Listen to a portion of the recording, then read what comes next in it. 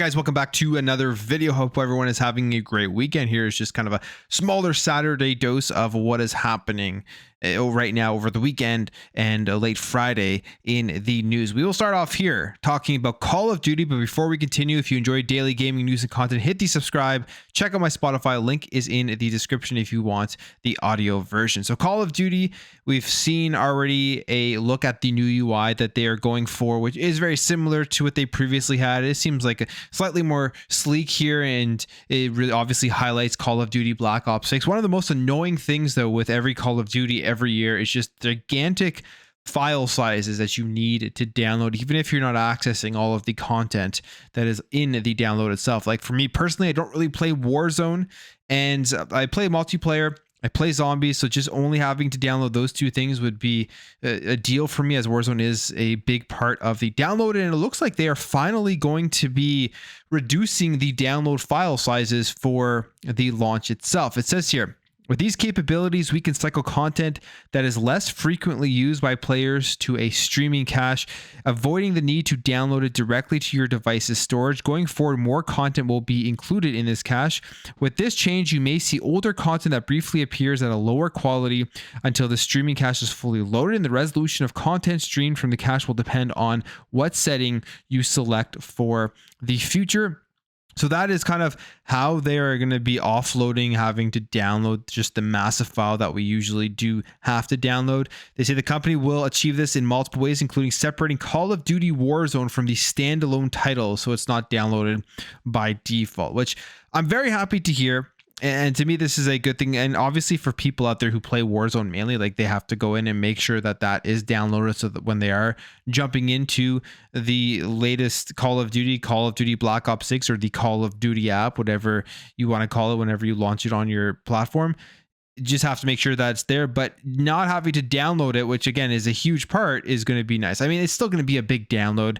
Call of Duty is always a big download if you are playing more than one game mode on it. So I mean, you got the campaign, you have the multiplayer, and you have the zombies, but it looks like there will be some alleviation here of the amount that you're going to have to wait, because they are reducing everything that you do need to play. Now, Hi-Fi Rush, Tango Gameworks, we know obviously from when Microsoft closed them down to where we are now, where they sold Hi-Fi Rush and Tango Gameworks to Krafton. It's been a pretty interesting situation, because there's been a lot of questions as to what exactly happened to the staff at Tango Gameworks and what's going to happen with the other IP. So as we know, as of right now, basically it's just Hi-Fi Rush that's been sold to Krafton as an IP, and Xbox still owns all of the other Tango Gameworks IPs that you love, like the Evil Within. So they could still go out there and make those games if they wanted to. Obviously, just need to find the developer, or maybe they hire somebody third party, make a strategic deal with them to make the games themselves. But the other question here is, when they closed down Tango Gameworks, I had thought that the staff was all laid off, and now we kind of know what happened here and how many people are actually being saved by selling Tango Gameworks to Krafton. It says here, as highlighted by Steven Titillo, the deal was actually effective as of August 1st, 2024. And in the words of Titillo, Krafton has done an acquire hire with the South Korean publisher aimed to inherit the entire development team. So they say approximately 50 development staff from Tango Gameworks are going to Krafton's Japan subsidiary. So I think that's about half of the staff, because there was roughly around 100 employees that were working there. Now we don't know what happened to the other 50. They could be somewhere else. They could have already gotten other jobs, many things like that. But half of those staff are all of a sudden now saved from having to find another position, as they are going to work at Krafton to continue to obviously work on another Hi-Fi Rush. You can assume that a Hi-Fi Rush 2 is coming out. Krafton saw this, saw how just awesome that game is, and decided to make that purchase. There's a lot of questions here and a lot of discussions as to why didn't Xbox and Microsoft just keep it and just make another game and put in more money into it until it got to that point where they got a return on that investment until it was popular enough. And I think it's probably because they look at everything that they have, they're doing their numbers, and they had to cut somewhere. And that was the studio that they decided to cut. It's bad in the sense that they're losing a major studio in Japan where they wanted to get a foothold, but it's also at the same time, they could have just held on to Hi-Fi Rush, not sold the studio, and not saved those 50 jobs. But at the end of the day, we'll see how Hi-Fi Rush 2 does. As I said, when this first happened, I'm most interested in seeing if Hi-Fi Rush 2 sells well, because a lot of people have talked about this. A lot of people have expressed how disappointed they were when Microsoft had made the announcement they were closing it down. But the reality of the situation is the games that Tango did put out were never really that crazy in terms of sales. They weren't really that acclaimed. And even Hi-Fi Rush, when it did release on the other platforms, it wasn't one of those ones that was up high in the sales charts on the PlayStation 5. So we'll see if Hi-Fi Rush 2 does sell well. I think it will do decent because it is a very, very good game. Now, we have some interesting news here from Epic. Epic is releasing their mobile store, and this is coming to the iPhone and onto Android. And we know what would happen with Epic versus Apple. They were going through a ton of legal battles and everything, where Apple did not want Epic to be able to sell Fortnite, make microtransactions within the actual game itself. They wanted it all to be done through the Apple Store so that they could get the chunk of the money. So they went to court. Epic is now able to actually add their alternate store onto the Apple's App Store or Apple's phones and iOS and stuff, as well as onto Android. And they have finally here launched the Epic Mobile Store. If you're a fan of their stuff, you can actually go ahead and download that right now.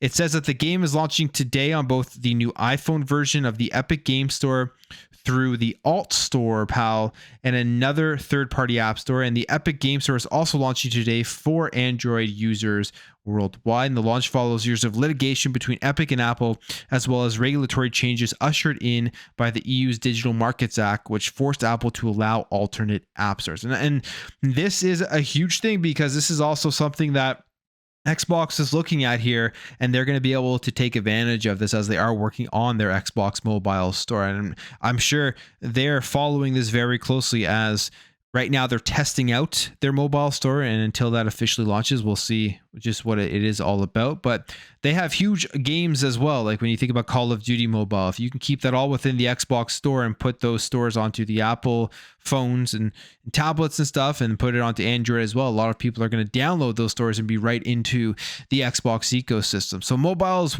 where they see huge growth, and it is going to be a huge player here when we're seeing stuff like this from Epic. So there's going to be multiple launchers now, as I mean, it is mobile gaming, so there's already a bunch of different things, that apps and everything, but there's going to be multiple launchers, kind of similar to like PC. You're going to have your Steam app, you're going to have your Epic app and stuff like that. And then eventually we're going to get to a point, which we've already seen, where you can play AAA games on your phone.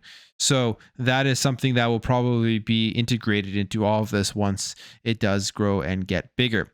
Now, let's jump over here, because this is a story we talked about last or earlier in this week, and I thought this was super cool. It was having to do with a mod for Call of Duty Modern Warfare, and it was bringing MW2 in the Modern Warfare Remastered engine, where you could play through that game and play the multiplayer maps, and it has shot Modern Warfare Remastered up the Steam charts, like super. I think it was at like number 3 or something.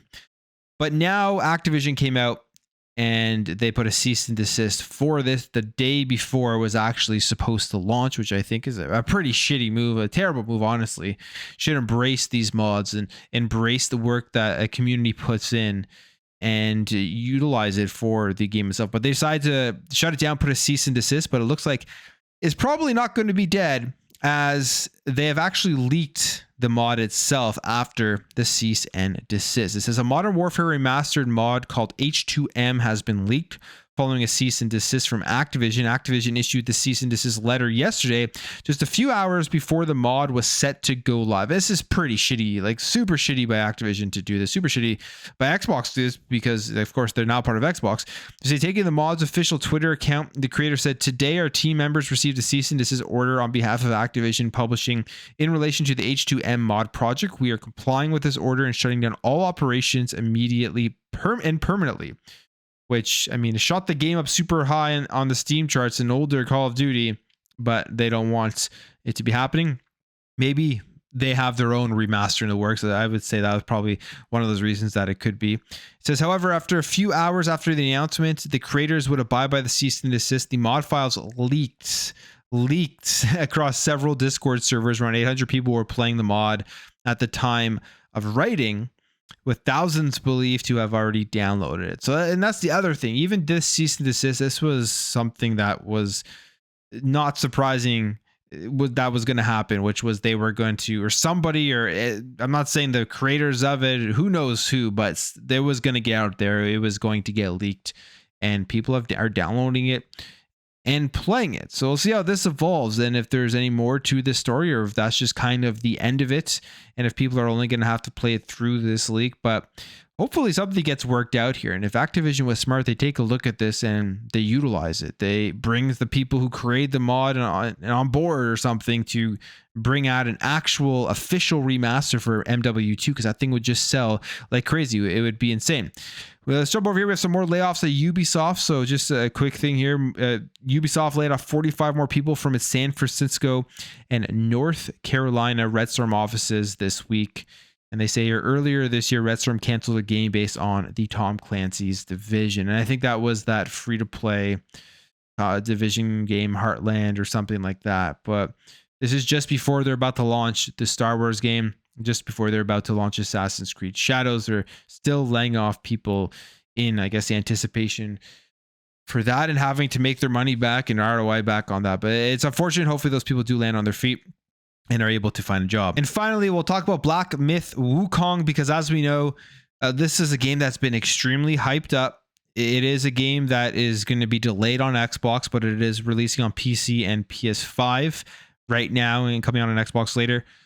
And it is sitting right now at an 82 on Metacritic. So not bad. The scores are good. 82 is a good score.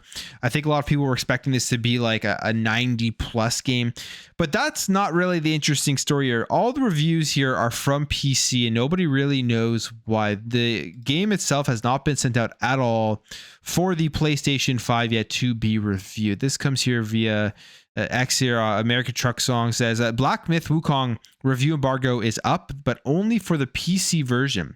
No one has received a PlayStation 5 code for the game as far as I know, despite it being out in 4 days, especially odd since Sony has touted it as one of the most anticipated PS5 games of the year. So the only thing I can think of as to why they would have not sent out any PS5 versions yet is because the game probably is not up to par on the PlayStation 5, at least from a performance perspective. I feel like, and I could be wrong, but I feel like once this game does come out, you're going to see a lot of comparisons of the PS5 one versus the PC one, and it's just not going to be the same. There's probably going to be a lot of issues with performance and fidelity and all that type of stuff. Or maybe they just wanted everyone to get the PC version because it was the best version out there. But you have to ask yourself, if that is the case, if they didn't send out a PS5 review copy because it just isn't up to par, it isn't really ready yet, why did they delay the Xbox version as well? And you would think they probably should have delayed the PS5 version, but we'll know in about 4 days whether that is the case or not. But all in the video there, guys. If you did enjoy this video, hit that thumbs up. If you're new, hit that subscribe, and I'll catch you guys in the next video.